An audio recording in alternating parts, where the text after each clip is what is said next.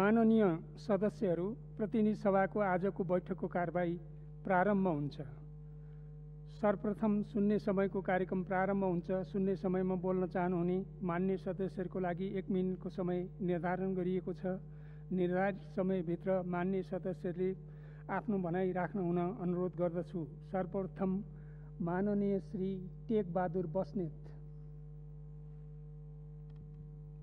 सम्माननीय सभामुख महोदय, नेपालमा पहिलो राष्ट्रिय जनगणना आजभन्दा 110 वर्ष अघि विक्रम सम्वत 1968 मा भयो। जति बेला नेपालको जनसङ्ख्या 56,38,649 थियो। सबैलाई जानकारी छ।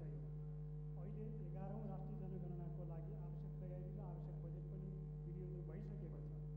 कोरोना महामारीका कारण कार्यक्रम स्थगित भएको भन्ने सुन्नमा आएको छ। त्यसलाई स्थगित गर्नु हुँदैन, अगाडि बढाउनुपर्छ। सरकारको कार्यसूचीमा छ छैन।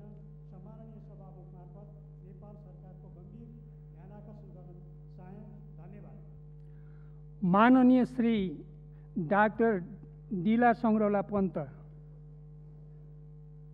सम्मान्य सभामुख महोदय, वर्तमान सरकारबाट नेपाली जनताले थुप्रै अपेक्षा गरेका छन्। कोरोनाको महामारीको कारण लाखौं जनताले रोजगारी गुमाएका छन्। लाखौं बालबालिकाले पढ्न पाएका छैनन्। सरकारले कोभिड विरुद्ध खोप लगाउने कामलाई पहिलो प्राथमिकता दिनुका साथै आर्थिक रूपले कमजोर वर्गलाई तत्काल राहतको व्यवस्थापन गर्नै पर्छ। कोभिडका कारण घरेलु हिंसा, महिला विरुद्धका हिंसाका घटनाहरू घटेका छन्। प्रहरीको तथ्याङ्क अनुसार पछिल्लो दिनमा 22% महिला किशोरी बालिकाहरू हराउने गरेका छन्। तीमध्ये करिब 10 जना भेटिन्छन्। आधाभन्दा बढी चाहिँ हराइरहेका छन्। त्यसैले नयाँ सरकारले महिला तथा बालबालिकाको सुरक्षाको लागि उच्च प्राथमिकता दिन सभामुख मार्फत सरकारको ध्यानाकर्षण गराउन चाहन्छु। धन्यवाद। माननीय श्री दामोदर भण्डारी। सम्माननीय सभामुख महोदय, अन्तैको आदेश र सर्वोच्च अदालतको परमादेशबाट बनाइएको वर्तमान सरकारलाई आज 3 हप्ता पुरा भएको छ। तर पनि सरकारले पूर्णता पाउन सकेको छैन। कुनै नीति, कुन कार्यक्रम हो, कुन उद्देश्य हो थाहा छैन। नीति, उद्देश्य, कार्यक्रमका बारेमा कहीँ कतै उल्लेख छैन। फेरि इसारा आदेश पर्खेको हो कि? व्यवहारमा हेर्दा सरकारको प्राथमिकतामा विभिन्न अपराधमा आरोपीहरू छुट्ने क्रम बढ्दो छ। फैसलाबाट आरोप र अभियोग लगाउन मिल्दैन भन्ने तथ्यहरू बाहिर आइरहेका छन्। सरकारको प्राथमिकता यही हो सभामुख महोदय। हत्या हिंसा बढ्दो छ। 2078 4/8 गते सम्माननीय प्रधानमन्त्रीज्यूकै जिल्ला कि एकजना महिला गीताचन्द मल्लको बैतडी जिल्ला मेनपा वार्ड नम्बर 7 स्थित सडकबाट 200 मिटर तल मृत अवस्थामा फेला परेको छ। आजसम्म मृत्युको कारण खोल्न सकेको छैन। प्रमुखज्यूलाई बधाई खान भ्याइ भइरहेको छ। म उक्त घटनाको सत्य तथ्य माननीय श्री दिल कुमारी।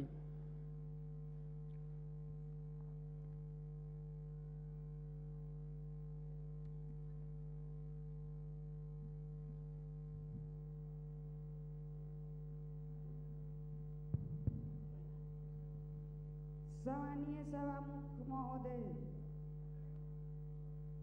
पूर्व मन्त्री प्रभु शाहजीले सिङ्गो नेपाली महिलामाथि अपमान गरिएको छ। महिलाको सभ्यतामाथि आक्रमण गरिएको छ। चरित्र हत्या गरिएको छ। प्रभु शाहको अश्लीला हरकतबारे केही कुरा राख्न चाहन्छु। पूर्व मन्त्री प्रभु शाह विगत 2 वर्षदेखि मधानी मेला लगाउँदै हुनुहुन्छ।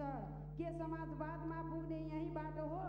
अध्यात्मको हामीलाई त्यहाँ पुर्याउने हो? पक्कै पनि पुर्याउँदैन। तर पूर्व मन्त्री प्रभु शाहले अध्यात्मको वादको नाममा लुटको खेती गर्दै हुनुहुन्छ। भेटी दशनाको व्यापक भ्रष्टाचारी गर्नुहुन्छ। उहाँले शिव शक्तिको, शिव भक्तिको सिमरन गरेर शिवनगरको गरिमामा आज पुग्ने गरी महिलाको अश्लीलतामाथि ठेस माननीय श्री दिव्यमणि राज भण्डारी।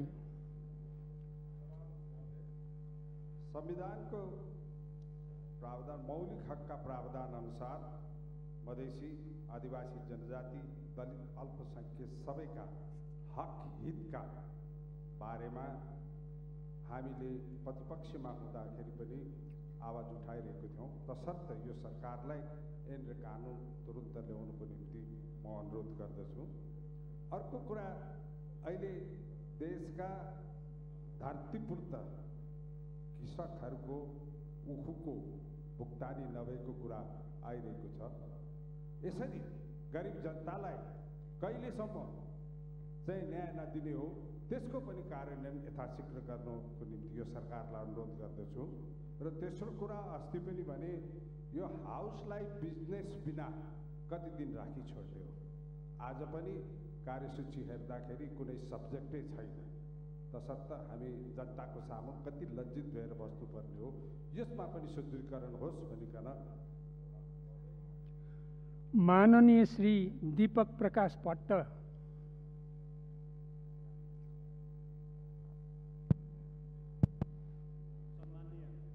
सभामुख महोदय, सङ्घीय लोकतान्त्रिक गणतन्त्रको संविधान कार्यान्वयनको छोटो समयमा संविधान बनाउने र संविधान जलाउनेहरूका पक्षबाट नै आक्रमण भएको छ र यो संविधानलाई दिगो बनाउनका लागि संघीयता, समावेशिता, धर्मनिरपेक्षता जस्ता मूलभूत र आधारभूत कुराहरूलाई दीर्घकालीन ढङ्गले दरोडले आत्मसात गर्नु पर्यो र केवल निर्वाचनमुखी र निर्वाचनभन्दा बाहेक सरकारमा र विपक्षमा रहनेहरूले नसोच्ने हो भने हामी छिट्टै ठुलो दुर्घटनामा पर्ने सङ्केतहरू देखिरहेका छन्। त्यसकारण संसदीय व्यवस्थाको विशेषता र लोकतन्त्रको विशेषता भनेकै पारदर्शी र सुशासन दिनका लागि हो, व्यक्तिगत स्वतन्त्रताका लागि हो भने ती कुराहरूलाई कम्तीमा पनि हामीले साझा र सङ्कल्प लिने ठाउँहरू पनि छन्। खास गरिकन सुशासनको सवालमा भ्रष्टाचार राष्ट्रिय रोग बनिसकेको छ। स्विस ब्याङ्कमा प्रत्येक वर्ष दोब्बर पैसा जम्मा भइरहेको छ नेपालीका नाममा। यसतर्फ म सरकारको ध्यान आकर्षण गराउन चाहन्छु। धन्यवाद।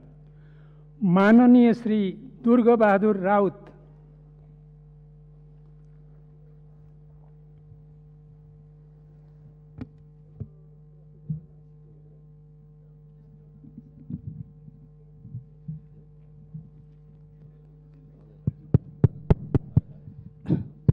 सम्माननीय सभामुख महोदय, यो संसदमा हामीले योभन्दा अगाडि पनि धेरै माननीयज्यूहरूले राख्नु भएको थियो। यो जनयुद्ध, जनआन्दोलन र विगतका परिवर्तनका हरेक आन्दोलनमा नेपालमा शिक्षकहरूको ग्रामीण क्षेत्रमा अहम भूमिका रह्यो। त यो आन्दोलन सफल गर्नेमा, जनयुद्ध र जनआन्दोलन सफल गर्नेमा पनि त्यस्तो भूमिका थियो। त त्यति बेला जनयुद्धको बेला शिक्षकहरू दोहोरो प्लानमा परे। सिआइडीको आरोप पनि शिक्षकहरूलाई लाग्ने, माओवादीको आरोप पनि शिक्षकहरूलाई लाग्ने। ती विस्थापित शिक्षकहरू अहिलेसम्म पुनर्स्थापित भएका छैनन्। त्यही प्रक्रियाका कर्मचारीहरूको पुनर्स्थापना भयो, शिक्षकहरूको हालसम्म पुनर्स्थापना भएको छैन। यसको लागि यो सरकारले ढिला नगरी छिटोभन्दा छिटो त्यो शिक्षकहरूको पुनर्स्थापना गरोस् भन्ने माग राख्दछौँ। त्यही क्रममा जनयुद्धमा हामीले सेना पुलिसका घर परिवारहरूलाई मार्फत सेना पुलिसमा भएका दाजुभाइहरूलाई जनयुद्धलाई सहयोग गर्नुपर्छ। यो परिवर्तन। माननीय श्री दुर्गा कुमारी विश्वकर्मा।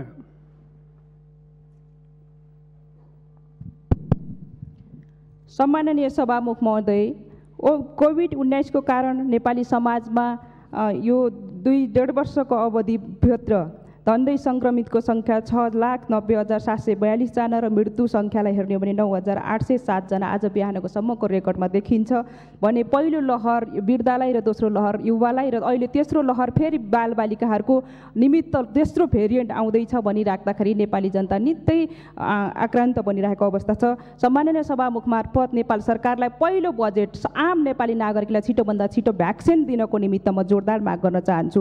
त्यस्तै गरी बालबालिकाहरूको निमित्त अहिले स्वास्थ्य मन्त्रालयले हामीले सबैलाई तयारी गरेका, सबै हस्पिटलहरूमा इक्विपमेन्टको हिसाबले सबै तयारी गरेका छौँ भनेर भन्ने आइरहेको छ र त त्यस्तो देखिँदैन। जस्तै इक्विपमेन्ट सम्बन्धी भेन्टिलेटर, आइसियु, एनआइसियु र अक्सिजन लेभल नितान्तै कम देखिन्छ। त्यसमा पनि सरकारी हस्पिटलहरू अझै अस्तव्यस्त देखिन्छन् र यसलाई एउटा अभिभावकले। धन्यवाद। माननीय श्री दुर्गा पौडेल।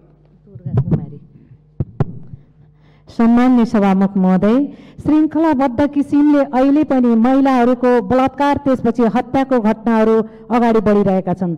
यसप्रति तत्काल सरकारको प्रभावकारी कदम चाल्नको निम्ति सम्मान्य सभामुख मार्फत सरकारको ध्यान आकर्षित गर्न चाहन्छु र दैनिक रूपमा जुन महिला, बालिका र युवतीहरू 22 को दरले जुन हराइरहेका छन् त्यो अहिले 74-75 देखि लिएर 77-78 सम्म आइपुग्दाखेरि अहिले 27,433 जना हराएकोमा 10,062 जना मात्रै फेला परेको यो गम्भीर विषय हो। त्यसैले वास्तविक तथ्य के हो त्यसको तथ्य सहित र यसलाई निवारण गर्नको निम्ति सरकारको गम्भीर ध्यान आकर्षण गराउन चाहन्छु। धन्यवाद।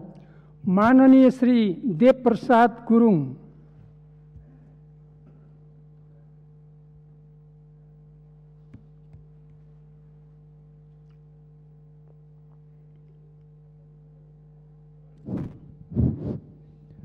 सम्मानीय सभामुखज्यू, अस्ति जेठको अन्तिम तथा असारको पहिलो हप्ताबाट सुरु भएको वर्षातले गर्दाखेरि लमजुङ मनाङ एकमात्र सडक चाहिँ अवरुद्ध छ। छिटो खुलाउनलाई पहल होस्, सरकारको ध्यान आकर्षण गराउन चाहन्छु। त्यस्तै गरी त्यही बाढी पहिरोले गर्दाखेरि लमजुङको दोर्दी खोला, मिदिम खोला, पिस्ती खोला र खहरे खोला लगायतका खोलाहरूमा ठुलो बाढी आएर धनजनको क्षति भएको छ। पिस्ती खोला र खहरे खोलामा पोहोर साल पनि बाढी आएको थियो। त्यसकारणले ती खोलाहरूमा अविलम्ब चाहिँ तटबन्ध तथा जलाधार परियोजना निर्माण गरियोस् भन्ने कुरा चाहिँ ध्यान आकर्षण गराउन चाहन्छु। धन्यवाद। माननीय श्री देवप्रसाद तिमल सेना। सम्मानीय सभामुख महोदय, धेरै लामो समयदेखि सङ्घीय निजामती ऐन आउन सकेका छैन। यो कर्मचारी मैत्रिक बनाएर यो ऐन निजामती ऐन छिटो आउनु पर्यो र त्यसमा समावेशी हिसाबमा सुब्बाले पनि आन्तरिक प्रतिस्पर्धा गर्न पाउने गरी सबै कर्मचारीहरू यो थाई सरकार हुन्, उहाँहरूको मनोबल उच्च गर्नलाई यो ऐन ल्याएर प्रदेशदेखि लिएर धेरै ठाउँमा काम ठप्प भएकोले छिटोभन्दा छिटो यो सरकारले त्यसको व्यवस्था गर्न जोरदार माग गर्न चाहन्छु।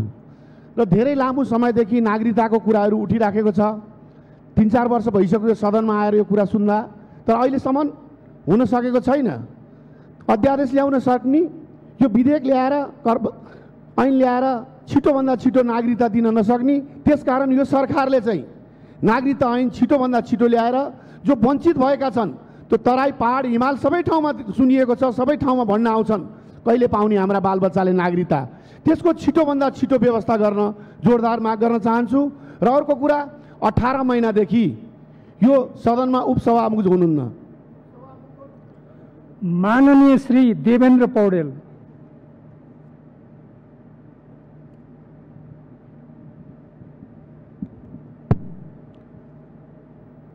सम्माननीय सभामुख महोदय, प्रधानमन्त्रीज्यूले सदनमा सम्बोधन गर्दाखेरि खोप खोप खोप भनेर भन्नुभएको थियो। 2078 4 12 गते स्वास्थ्य मन्त्रालयले विज्ञप्ति निकालेर नयाँ भेरिएन्ट प्रभावकारी छ, त्यसलाई नियन्त्रण गर्नुपर्छ भनेर वक्तव्य निकालेको थियो। खोप नै प्रभावकारी भएको हुँदाखेरि अहिले पनि प्रभावकारी प्रकारले खोप लगाउने व्यवस्थित प्रकारको स्वास्थ्य निकायहरूले परिचालन गरेको पाइएको छैन। स्वास्थ्य कर्मीहरू सक्रिय हुँदाहुँदै पनि लामो सङ्ख्यामा लाइनहरू देखिन्छ। निकै प्रताडित भएर जनसमुदायहरूले लाइनमा बसेर खोपको प्रतीक्षा गरेको हामी पाउँछौँ। हाल 125 अस्पताल, 198 प्राथमिक स्वास्थ्य केन्द्र, 3808 स्वास्थ्य चौकी र झन्डै 54,000 को हाराहारीमा प्राइभेट सेक्टरहरू छन् र फेरि पनि जनता लाइनमै छ। त्यसकारणले सम्माननीय सभामुख महोदय मार्फत खोपलाई प्रभावकारी। माननीय श्री देवेन्द्र राज कणेल। सम्मानीय सभामुख महोदय, मेचीदेखि महाकालीसम्म लाखौँ युवाहरू नागरिकताविहीन भएर अहिले अन्यल अवस्थामा छन्। मेरो आग्रह छ यो सरकारसँग विभिन्न बहानामा, अध्यादेशको नाममा या विभिन्न बहानामा जसरी नागरिकता पाउनुपर्ने हो त्यो अहिलेसम्म नपाएको हुनाले आज ती युवाहरू वैदेशिक रोजगारीमा जान सकेका छैनन्, पासपोर्ट बन्न सकिराखेको छैन, अध्ययन गर्न सकिराखेको अवस्था छैन। आज उनीहरूको जीवन भविष्य अन्यल अवस्थामा छ। उनीहरूको भविष्यलाई सुनिश्चित गर्ने अब यो सरकारले अठोटताका साथ अविलम्ब चाहे जन्मसिद्धका सन्तति हुन् वा अंकृत नागरिकताबाट वञ्चित भएका उनका सन्तानहरू हुन् र त्यस्तै आमाको नाममा नागरिकता पाउनुपर्ने, पिताको कहीँ अत्तो छैन त्यस्ता सन्तानहरूको सम्बन्धमा र एउटा अर्को वैवाहिक अङ्कितको नागरिकताको सम्बन्धमा हाम्रो समितिमा पनि केही कुराहरू मिल्न सकेन। माननीय श्री दिलेन्द्र प्रसाद बडु।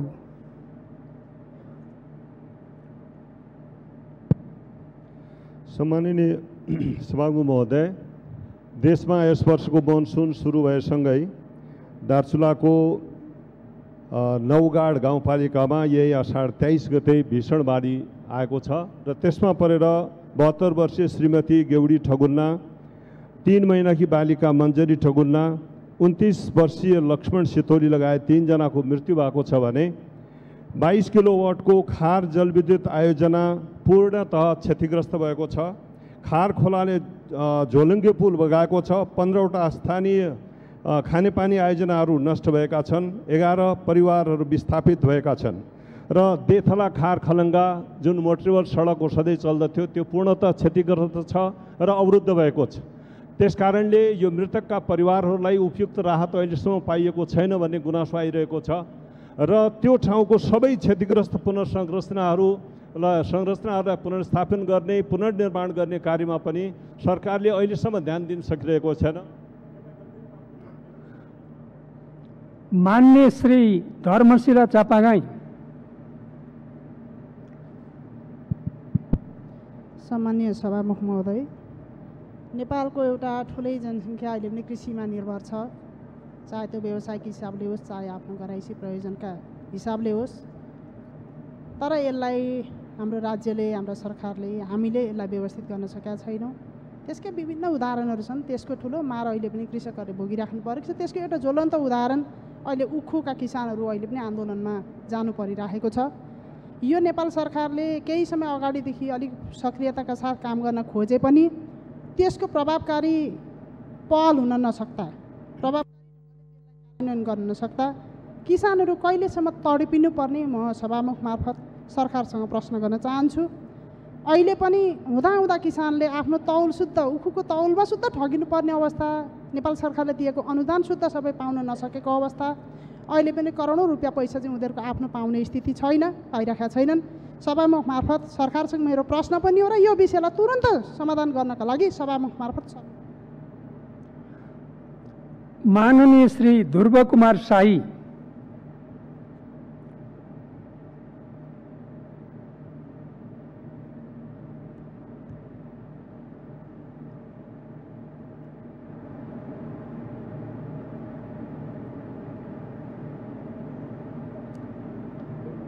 मान्य श्री ध्रुव कुमार शाही, मान्य श्री ध्रुव कुमार शाही, मान्य श्री नरमाया ढकाल।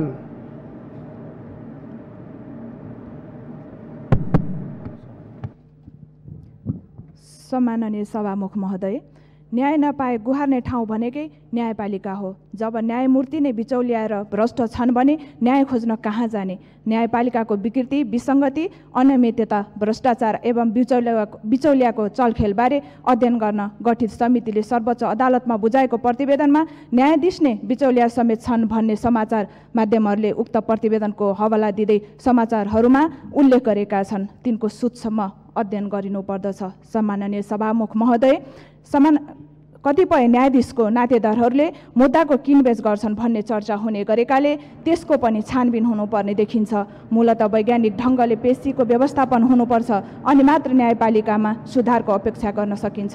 सम्माननीय सभामुख महोदय, अझ न्यायाधीश नियुक्ति प्रक्रियामा नै भ्रष्टाचार हुन्छ भनेर उल्लेख हुनुले त न्यायाधीश बन्न पैसा बुझाउनेहरूले कसरी निष्पक्ष न्याय देलान् भन्ने प्रश्न स्वभावले उठ्छ। कुरा गम्भीर छ। त्यसैले न्यायाधीश नियुक्ति सम्बन्धमा न्याय परिषदले माननीय श्री नन्नलाल रोका छेत्री।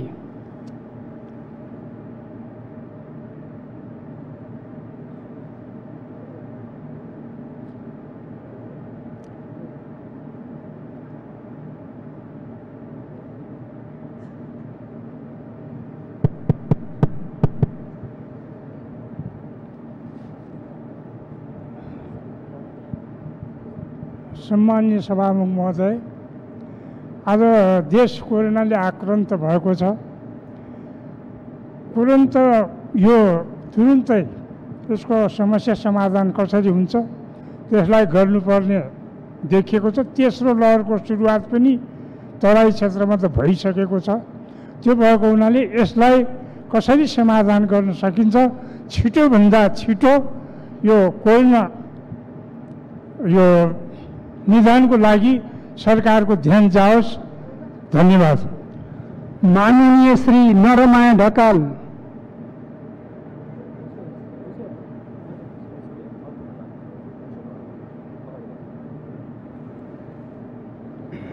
माननीय श्री नवराज सिलवाल। सम्मानित सभामुख महोदय, गठबन्धन सरकारका दुःखहरू सडकभरि छताछुल्ल पुगेका छन्। सरकार आजसम्म कम्प्लिट स्वरूप ग्रहण गर्न सकेको छैन। सरकारले चुनौतीहरू अग्लिरहेका छन् र गभर्मेन्ट इज एक्चुअली लिम्पिङ, यो चाहिँ घिसिरहेको अवस्था छ। अब एकातिर यस्तो अवस्था छ भने अर्कोतिर कर्मचारी संयन्त्रमा चाहिँ पुरै आतंक छाएको छ। सचिवहरू कसलाई ल्याउने, को आफ्नो मान्छे ल्याउने, कसलाई लखेट्ने भन्ने ढङ्गका होटलहरूमा पनि मिटिङहरू भइरहेका छन्। यसले एक प्रकारको निराशा, नयाँ सरकारसँग निराशा व्याप्त भएको छ। र त्यति हुँदा पनि 100 डेज हनीमुन चाहिँ ग्रेस पिरियड चाहिँ बेनिफिट अफ डाउट सरकारलाई दिनुपर्छ भने 100 दिनसम्म त्यस्तो चाहिँ आलोचनात्मक ढङ्गले म प्रस्तुत हुन चाहन्न। तर सुरुवात चाहिँ राम्रो देखिन। मर्निङ सोज द डेज भने जस्तो चाहिँ सुरुवात चाहिँ असल सही देखिएको छैन। प्रधानमन्त्रीज्यूले चाहिँ खोपको चाहिँ ठुलो भाषण संसदमै गर्नुभयो, तर अब थर्ड वेभ आउँदै गरेको अवस्थामा चाहिँ अब भाषणभन्दा एक्सनमा चाहिँ सरकार आउनुपर्ने अवस्थाहरू छ। चुनौती बढेको छ। अब यो कोरोनाको थर्ड वेभबाट कसरी चाहिँ मुलुकलाई बचाउने भन्ने सम्बन्धमा सरकारसँग के पोलिसी छ त्यो आयो हुन्थ्यो। धन्यवाद सर। माननीय श्री नारायण प्रसाद खतिवडा। सम्माननीय सभामुखज्यू, कोभिड महामारी विरुद्ध प्रदान गरिएको खोप लगाउन खोप केन्द्रमा उपस्थित मानिसहरूको भिड देख्दा खोप वितरण व्यवस्थित छैन भन्ने स्पष्ट हुन्छ। यसलाई तत्काल व्यवस्थित बनाइयोस्। राजधानीका ठुला अस्पतालदेखि स्थानीय वडा तहसम्मका स्वास्थ्य संस्थाहरूलाई सामग्री, उपकरण र जनशक्ति पर्याप्त व्यवस्था गरेर महामारी नियन्त्रणका लागि सक्षम बनाइयोस्। लामो समयदेखि बन्द भएका सामुदायिक विद्यालयहरू शिक्षक विद्यार्थीहरूको उचित स्वास्थ्य प्रबन्ध मिलाई विद्यालय सुचारू गर्ने वातावरण बनाइयोस्।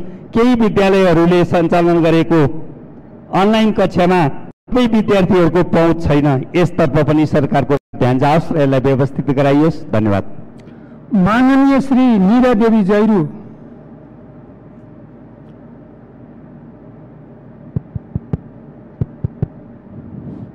सम्माननीय सभामुख महोदय, सर्वप्रथम त सर्वोच्च अदालतले यो देशको संविधानको रक्षार्थ हामी 274 जनाको जागिर समेत बचाइदिएकोमा हार्दिक धन्यवाद ज्ञापन गर्न चाहन्छु र सम्मानित प्रधानमन्त्रीज्यूलाई हार्दिक बधाई दिन चाहन्छु। म अलि पहिलाको घटनालाई ध्यान आकर्षण गराउन चाहन्छु। रूपा सुनारलाई कोठा नदिएका दोषी बहालवाला मन्त्रीज्यूले जसरी गाडीमा लगेर सरस्वती श्रेष्ठलाई छुटाउनु भएको थियो, यो समग्र देशव्यापी रूपमा दलित समुदायको अपमान भएको यो सदनको खास एजेन्डा बनोस् भन्ने चाहन्छु र उहाँ आबद्ध भएको पार्टीले पनि आत्मआलोचना गर्न ध्यान आकर्षण गराउन चाहन्छु। धन्यवाद। माननीय श्री नीरू देवी पाल।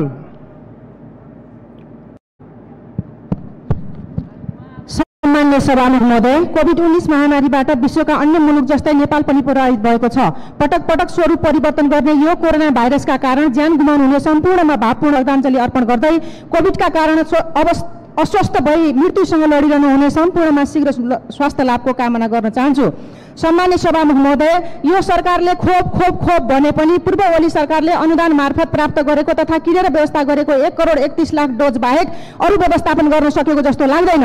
म धन्यवाद दिन चाहन्छु ओली सरकारलाई र सम्माननीय सभामुख मार्फत नेपाल सरकारको ध्यानाकर्षण गराउन चाहन्छु कि विकासपछि गर्दै गरौँला। सम्पूर्ण जनतालाई पुग्ने गरी छिटोभन्दा छिटो कोभिड विरुद्धको खोप उपलब्ध गराई आफ्ना नागरिकहरूको जीवन रक्षा गर्नुका साथै उपलब्ध खोपहरूको वितरण प्रणाली दुरुस्त बनाउन अनुरोध गर्न चाहन्छु। पहिलो लहरले अधिकांश वृद्धलाई, दोस्रो लहरले युवा अवस्थाका व्यक्तिहरूलाई र अब आउने तेस्रो लहरले बालबालिकालाई निकै असर पार्न सक्छ भन्ने जस्ता समाचारहरू आइरहेका छन्।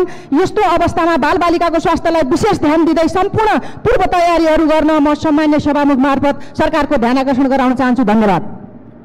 माननीय श्री पद्मनारायण चौधरी थारू। सम्मान्य सभामुखज्यू, सर्वप्रथम वर्षाको कारण नदी नालाहरूले गर्दाखेरि निकै नदी कटानको तीव्रता भएको छ। सिराहामा बलान, खुट्टी, गागन इत्यादि सबै नदीमा नदी कटान बहुत तीव्रताले भएको हो। त्यसैले नदी नियन्त्रणतर्फ सरकारको ध्यान जाओस्। सभामुखज्यू, कोभिडको समस्या दिनानुदिन परिवर्तित भइरहेको छ, यानि कि उसको भेरिएन्ट पनि चेन्ज भइरहेको छ भने नेपालमा त्यसको फेरि तीव्रता बढिराखेको अवस्था दिनानुदिन पेपरबाट आइराखेको छ। यसले के देखिन्छ भने कि निश्चय पनि कतै न कतै कुनै यदि कमी कमजोरी छ भने त्यो पूर्वको कमी कमजोरीलाई कसरी नियन्त्रण गर्ने हो, पूर्वबाट नै शिक्षा लिनुपर्ने हो। त्यो शिक्षा लिएर क्रिटिकल केयरदेखि लिएर भ्याक्सिनेसनसम्ममा समुचित ध्यान सरकारको जाओस् र व्यवस्था। माननीय श्री पवित्र निरौला खरेल।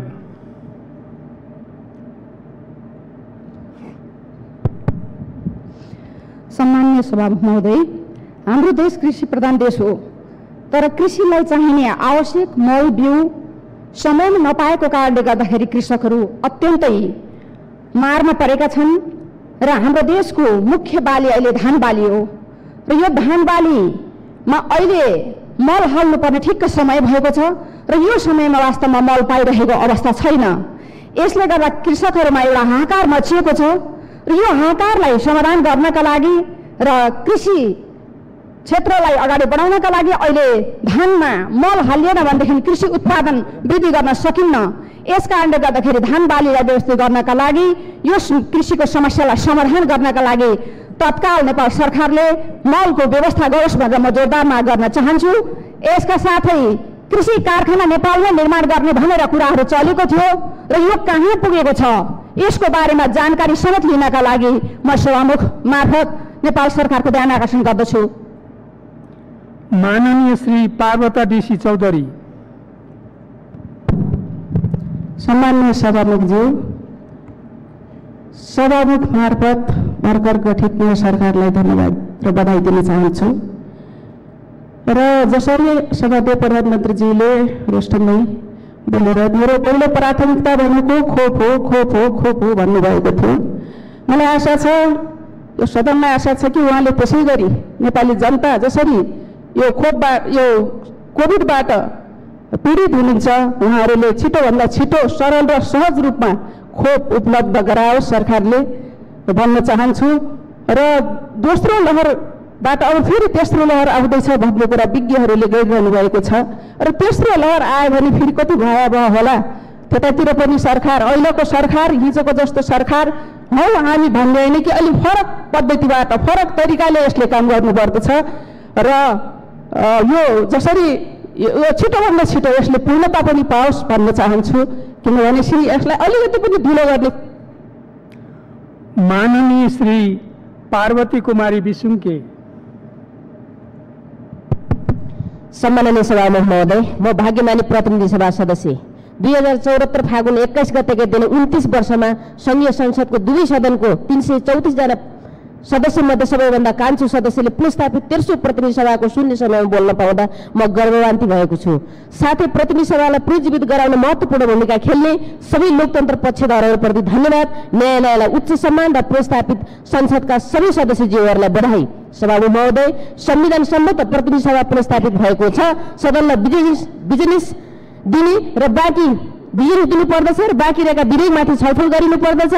सदनले सबै कामहरू गर्ने र सदनलाई जीवित बनाउने दायित्व नेपाल सरकारको। यसो गरिएन भने आम नेपालीले चाहेको संविधानको रक्षा र गणतन्त्रको रक्षा र गणतन्त्रलाई संस्थागत गर्न सक्दैन। त्यसैले सरकारले सदनलाई बिजनेसविहीन होइन बिजनेस सहितको गतिशील बनाउन सभामुख मार्फतमा नेपाल सरकारको ध्यान आकर्षण गराउँदछु। धन्यवाद। माननीय श्री पुष्पा भूषाल गौतम।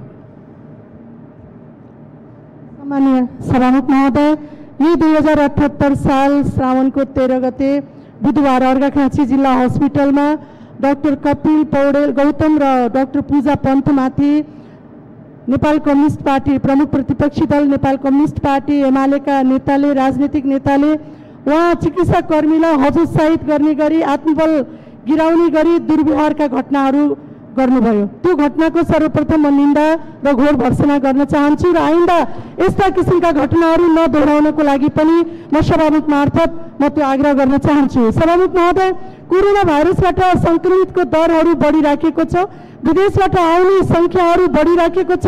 विगतको सरकारले कोरोना भाइरसलाई न्यूनीकरण गर्न व्यवस्थापन गर्न नसकेको कारणले हजारौं मानवीय क्षति नेपाल र नेपाली जनताले बेहोरेको छ।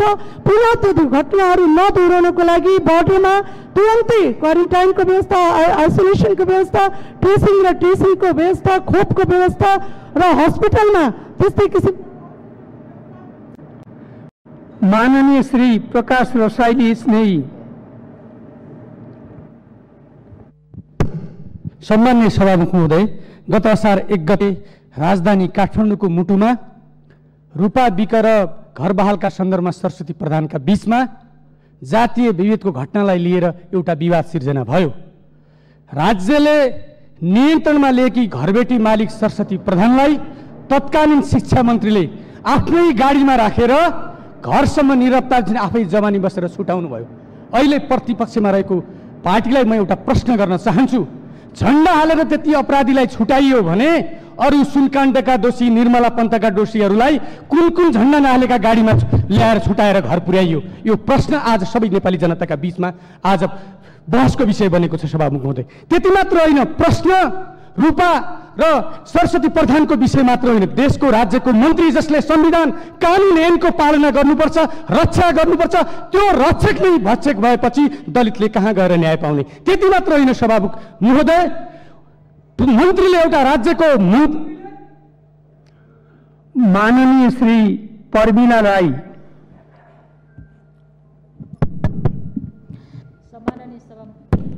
सम्माननीय सभामुख महोदय,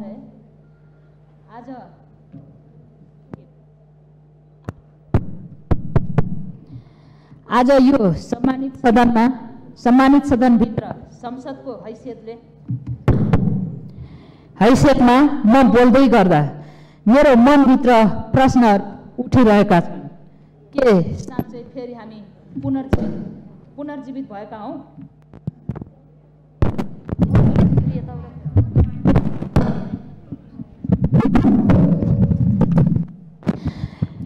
के यो साँच्चै यो संसद र हामी सांसदहरू पुनर्जीवित भएका हौँ? पटक पटक गरेर जुन संविधानमाथि प्रहार भयो र सांसदहरूलाई पङ्गु बनाइयो, आज यो कसरी भयो भन्दा सरकार प्रमुखको जुन एउटा व्यक्तिको स्वेच्छाचारी कारणले गर्दाखेरि यो संसद नेपालको यो सर्व जुन किसिमले सर्वसत्तावाद किसिमले जुन शासन गर्न चाहने जुन नेतृत्व भयो त्यसको कारणले आज यस्तो भयो। तर हामी यो 5 वर्षको संसद आज 6 महिना लगभग 6 महिना हामीलाई पङ्गु बनाइयो, हामीलाई ख्याल मान्यो। त्यसै हुनाले आज यो बढ्दै गरेको संक्रमणले मान्य सदस्यहरू, सुन्ने समयमा बोल्ने क्रम यही समाप्त हुन्छ। हरेक नागरिकलाई हरेक खबरबाट हरेक पल सुसूचित गराउने हाम्रो अभियान जारी छ। हरेक पल टिभी HD सब्स्क्राइब गर्न नभुल्नुहोला। नमस्कार।